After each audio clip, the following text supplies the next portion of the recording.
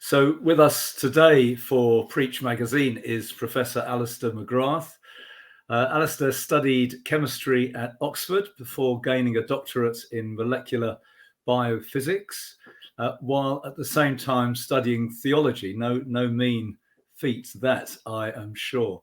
A former atheist, Alister has a particular interest in the relation of science and faith, and has been heavily involved in debates with the leading representatives, including Richard Dawkins, around the ideas of new atheism. He is the author of the international bestseller, The Dawkins Delusion, which very much addressed some of the issues that the so-called new atheists were raising.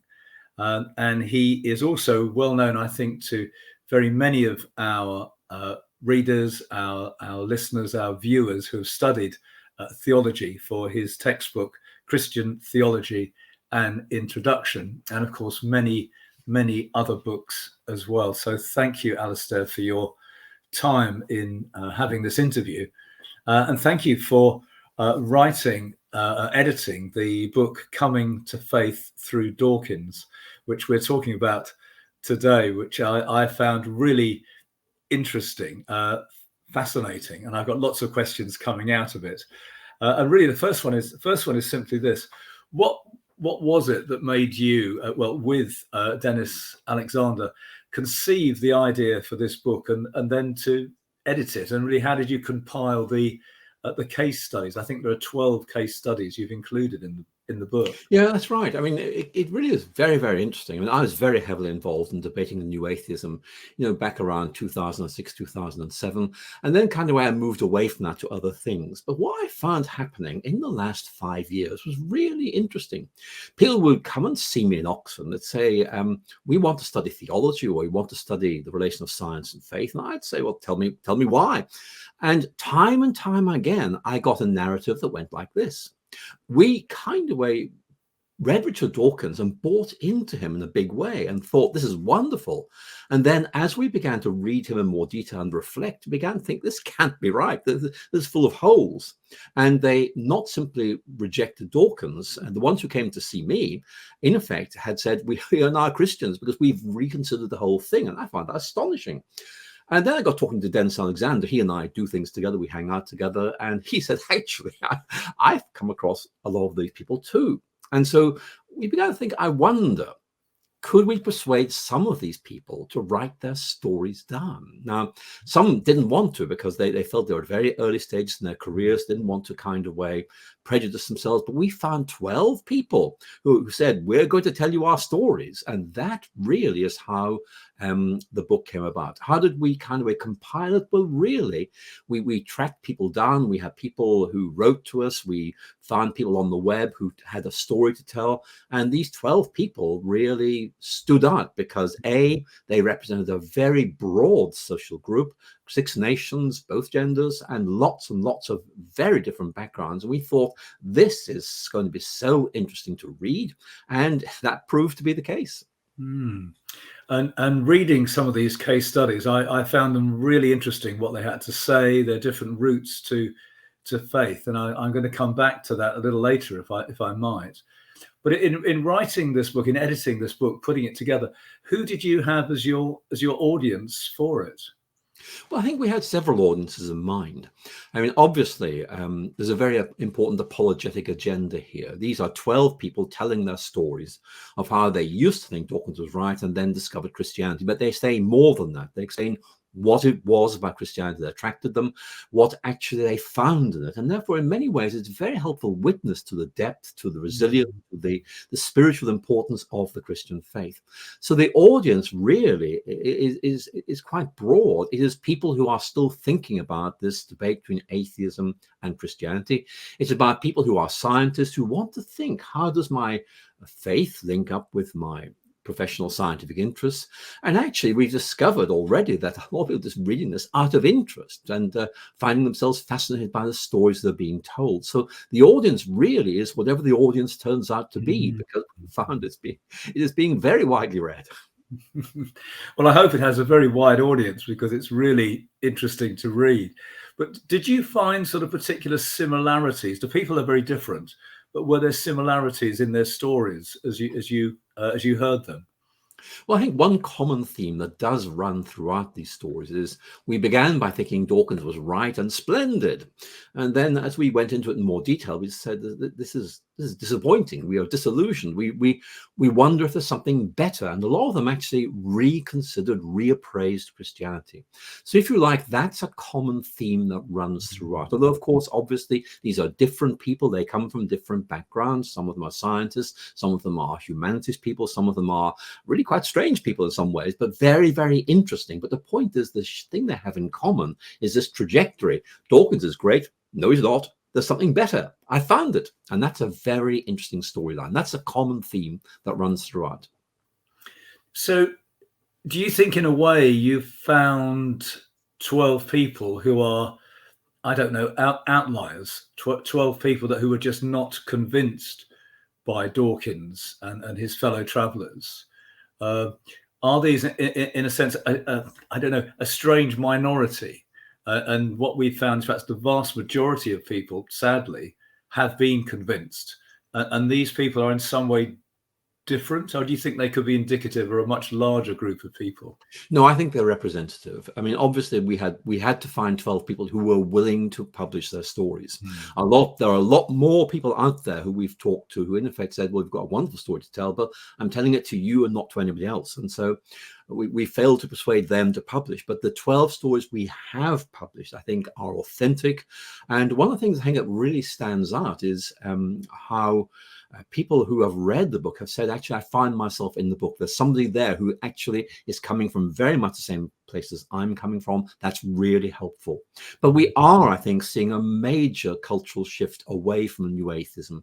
It's seen as being simplistic, jingoistic, outdated, stale. And I think that's one of the things that really is so interesting because, 20 years ago, I was very heavily involved in these debates. Nowadays, the debates don't really happen all that much because people have moved on. They've realized atheism does not have the spiritual depth, the resilience, the ability to change people's lives. And one of the things that comes out very clearly from this collection of essays is, in effect, these people are saying, here's how I found meaning in life through Christianity, and I didn't find it through the new atheism. There was something you said earlier, Alister. I'd just like to pick up on it, if I might. You said that some of the people you approached were nervous about telling their story, perhaps because they were early on in their career. Do you feel that perhaps in scientific circles it can be difficult to talk about faith in where we find ourselves in our culture, in our society at the moment? I think that's true. There's a real risk there. And indeed, many of the people I was talking to who said, look, I don't want to publish this, were in effect young scientists who were beginning the ascent up the career ladder and just felt this might not help me very much. I have registered the points they made, and the points they have made are simply that scientifically, Richard Dawkins is just wrong. Spiritually, he's just wrong. But they don't really want to be seen as somebody who is going to be characterized by, in effect, that kind of engagement to these questions. They want to be seen as good scientists. And so, in effect, what they're saying is, this is true of us, but we don't want you to tell our story. And I was saddened, but I respect that completely. And I'm so glad we found 12 people who are willing to tell their stories. Actually, they're all quite senior scientists, those of them who are scientists. And that's because they feel we're now at a place in our career where we can tell our story without fear. That's really interesting. Telling their story without fear. I think that's a real reflection on our society. Thank you for bringing that out, Alister. One of the things that struck me, I think, was I suppose I think the way people come to faith can be very complex, and some people come to faith, if you like, intellectually, and some people come to faith more, I don't know, emotionally or relationally. And things like that. Do you feel that their response to Dawkins, if you like, was just one part of their journey? Because they reading some of the examples, there was a friend who introduced them to something, or somebody gave them a book or something. It was much more complex than just rejecting Dawkins, if you see what I mean. Yes, I mean, there's a complexity in this book, and that's a complexity that reflects the way things are, actually. And I think one thing I'd want to say is that it is true that for some people there are intellectual difficulties with faith that they want to sort out. And we have several examples of that in the book. People who, in effect, saying, I used to think this, now I think this, because I've been able to think it through properly, and that has really been important. And that is important. But there are also stories of people, in effect, finding meaning. In other words, the question isn't really, is Dawkins right? It is, what is the point of life? You know, where you have some quite deep existential questions being asked. So I think what I have to say here is that this book does pick up on a number of different themes. And in effect, what very often you find is that somebody enters the Christian faith with one agenda in mind, and then as they grow older, they discover there's a lot more. For example, in my own case, I became a Christian intellectually. This makes sense. And as I grew older, I began to discover its emotional depth, its imaginative depth. I'd never given up on the fact that it's intellectually wonderful, but it's been enriched as I've grown older. And what I think you're seeing here is people sometimes come in by saying, this gives me meaning. And of course, they're going to discover much more than that. But for everybody, there's a point of entry, and it may not be the same entry point for everyone. And that, I think, is brought out clearly by the book. And I one of the things that struck me, I think, from a number of the people was around the person of Christ, around Christ as both a person and as God, and how that impacted them. And that's something that I think the new atheists didn't really address. Would that be fair to say? Well, that's certainly true to say. I mean, new atheism really does not get religion. It doesn't get what people find in Christianity. They treat it as purely intellectual and cerebral, and they fail to realize the deep existential, the deep personal, the deep relational aspects of faith. And that's because they don't know what it really is. And I think that's a very important point. And that's one of the reasons why I was so pleased when I read these essays, because Denis and I didn't tell them what to write. We, in effect, just said, tell your story. And you're quite right that one of the major themes that keeps coming up is we came to Christianity because of this remarkable figure at its center.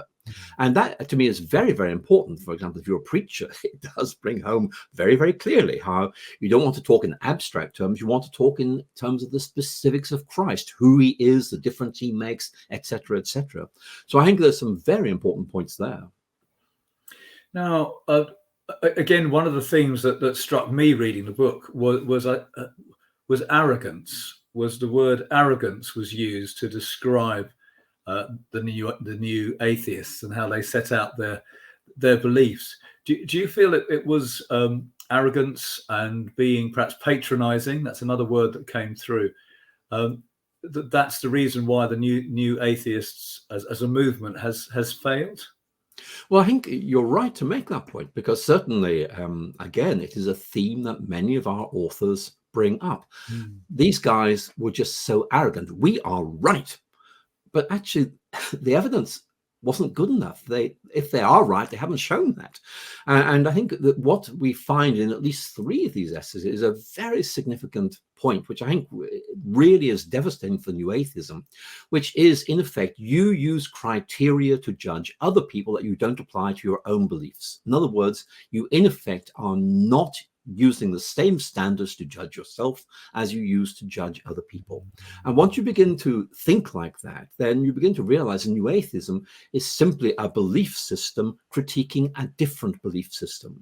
And that, to me, is terribly important, because sometimes Christians feel, hey, we're on the back foot here because these guys have the advantage.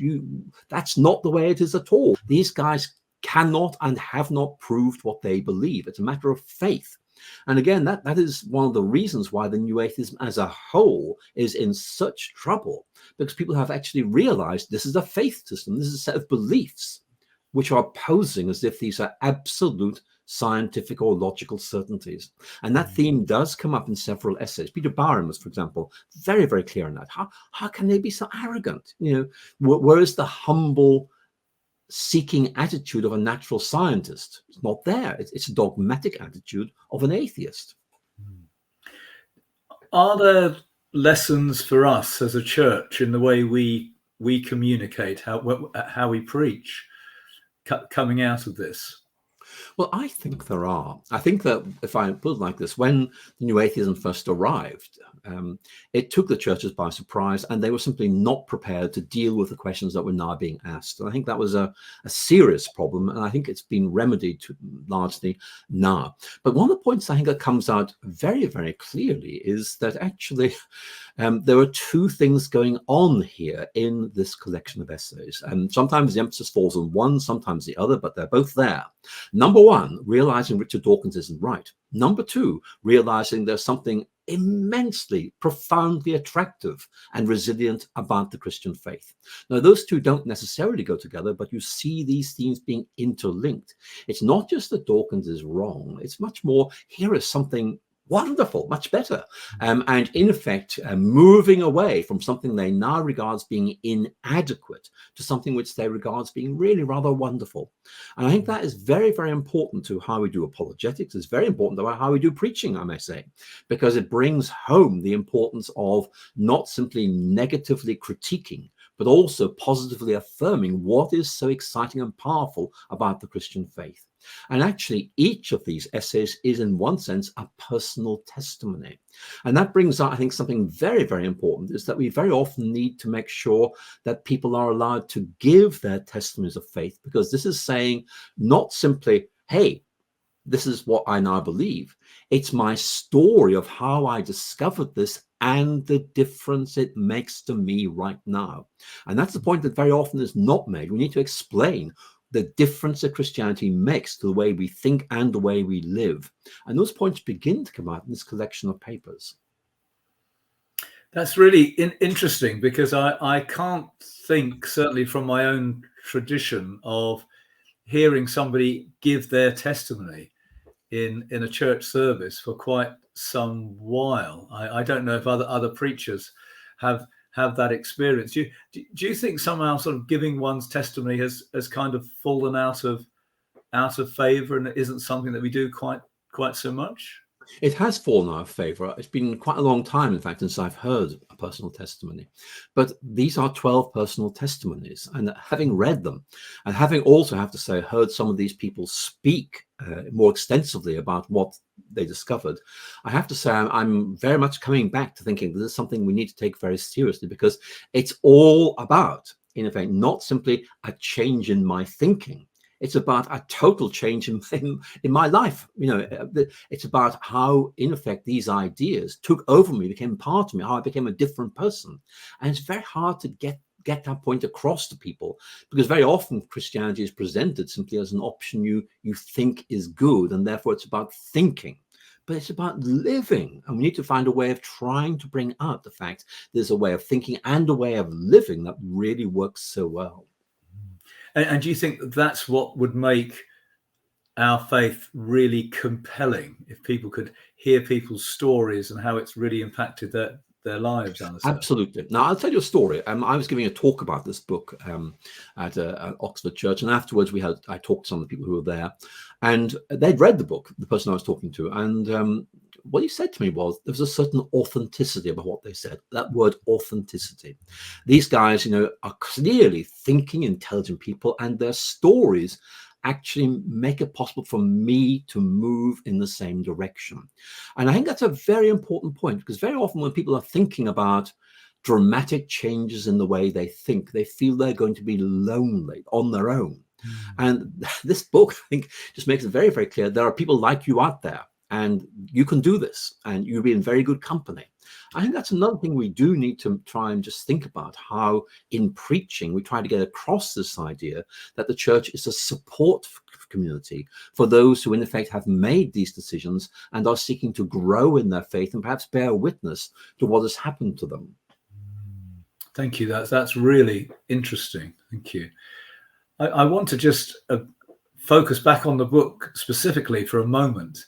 I know you have debated directly with Richard Dawkins. You've gone sort of face to face with him on these issues. I wonder, have you sent him a copy of the book? Are you able to do that? We have sent him a copy of the book, and we're looking forward to hearing from him in due course. Do you expect that you'll get a response? I don't know. I mean, part of me is hopeful. Because we make it absolutely clear we are not critiquing Dawkins at all. What the book is just showing is how Richard Dawkins was a turning point for our 12 writers, but not necessarily in the way that Dawkins might like. And I think it's very interesting just to note how, in effect, one of the most interesting things about the New Atheism, it got people talking about religion again. And then they began to realize very quickly that what the New Atheism said didn't make sense and didn't have any traction on the deep questions of life. And so they're looking for something better. And that's a theme comes out very clearly here. So do you think we should give thanks for the new atheists if they did bring that attention back on religion? I think I'm grateful to New Atheists for initiating this debate. I think Christians were a little bit slow to come up to speed, but we are now. And I think what we're now seeing is a cultural change where people are saying, hey, why did we think that New Atheism was so right? They're all old, white, middle-class men. Where's the diversity there? They're beginning to ask all these difficult questions.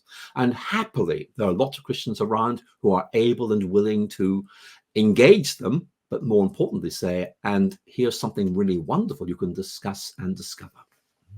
Thank you. Alister, I've got a few other questions I want to just focus on here. So the next edition of Preach magazine is going to have a focus on steadfast prayer. And therefore, I'd like to ask you just a couple of questions around that, if I may. What part would you say that prayer plays in someone coming to faith? A lot. I mean, let me explain that. I mean, very often when we think about apologetics, we think of it's me trying to persuade someone else that I'm right and they're not right. But actually, I mean, what about the Holy Spirit? What about God being involved in this? What about God opening people's minds? What about God preparing the way for these conversations? When we pray, we're acknowledging our dependence on God, and that's very, very important. And we are dependent on God for these conversations about faith. And we're in effect praying that God will give us the right things to say that would in effect enable us to make connections. And it's very much about saying, in effect, I need to acknowledge my total reliance on God in this matter. Doesn't stop me trying to give good arguments, but also is making me aware that God is part of this whole conversation, and I need to respect that. So certainly I would say prayer is very important. Thank you. And if I might ask a personal question, do you have a particular rhythm of prayer that you practice? I don't have a very regular rhythm of prayer. I very much value being able to go to church on Sundays and know the part of the service is set aside for prayer, and know that that's when I can really bring all my needs before God. But of course, there are going to be those times when I just want to pray because something has happened or I'm about to do something and I feel I need a little bit of wisdom and support. So I'm one of those people who in effect has an anchor point every Sunday and then sporadically at other times as well. But I'm sure that it's much better to have a more regular basis than me. But that's the way I am, I'm afraid. Okay, thank you for that. And a final question really is there someone, clearly besides God, who's had a really deep personal impact on you, on your faith, Alister? Well, I'm fortunate to have many friends and family members, of course, who helped me in my faith in many ways. So I want to begin by acknowledging that.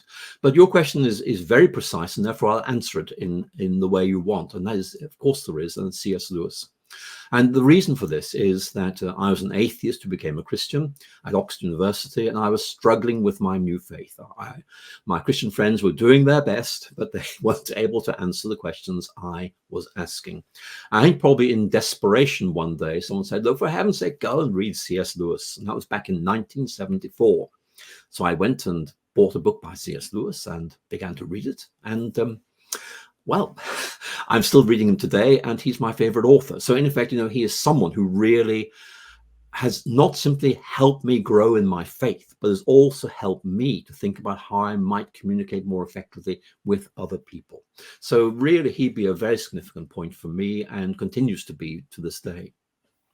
And is there a particular book by C.S. Lewis that you'd recommend people to read or to recommend to others? Well, I think, Peter, the best book in many ways is Mere Christianity. Having said that, though, I mean, Lewis wrote rather a lot, and I think anything by Lewis is likely to be good and helpful. Okay, thank you for that. And as we finish this interview, and again, thank you very much for your time, Alister. Is there anything you'd like to add that perhaps we haven't covered that you think preachers, which are our main audience for this, would find particularly interesting and relevant as they think about their something ministry? I very much want to say, and that is the importance of preachers, in effect, planting seeds in people's minds, which very often burst forth when you don't expect them. And you've got to realize that very often this takes a long time. And one of the things I've noticed in having these conversations about new atheism over the last 20 plus years, I've been doing this for a long time, is that very often what you hear people coming back to you and saying is, you said something and that stayed with me, and that's why I'm now a Christian. And I think that's one of the important things you need to say. As a preacher, you are planting seeds. They will grow in God's own good time. But your role is to plant those seeds. Alister, thank you very much for all you've talked about. Thank you for this book. Thank you for the many other books that you have written, for the great contribution that you've made to Christian understanding and to apologetics. And thank you for this latest book, which I think readers, preachers will really appreciate. And again, thank you very much for your time today. It's been my pleasure. I've really enjoyed our conversation.